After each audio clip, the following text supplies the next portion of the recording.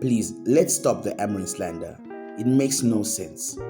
Now, just to give you a bit of background, Manchester United have been dominant over the past 2 weeks, beating Arsenal and Man City, and they've beaten them in tremendous fashion. Because we have beaten Man City and Arsenal before, but in the manner in which we defeated them is what is making Man United fans sing songs of praise, basically.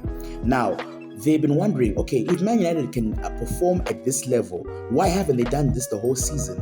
And the answer they've arrived at is Ruben Amorin. Now, why do I think this is false?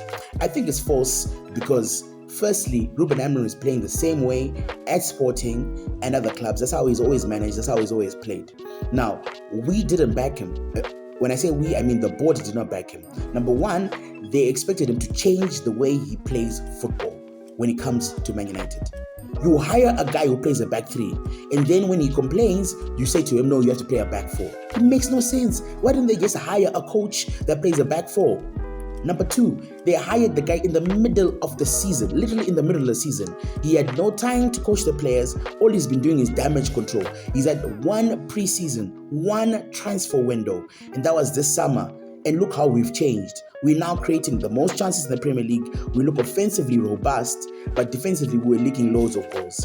And then when the guy's got like injuries galore, players are off at AFCON, you fire him because he wants you to actually fulfill your promise to back him in the transfer window. And that's, so it makes no sense. Why would you hire a guy who plays a back three, who needs a transfer overhaul, and then you don't back him in the transfer window? In fact, all you do is tell him to shut up, right? Tell him to shut up and put up with it. It makes no sense. And then also, the job was huge. He had to get rid of Rashford. He had to get rid of Højlund and Sancho, all these deadbeat players that are on overbloated wages. The squad needed an overhaul. Carrick has to do none of that. All he has to do is hold the hands of the players and tell them how wonderful they are, and then move. I'm not minimizing his job, by the way, but I think that his job is markedly much more easier than what Amorin had to go through.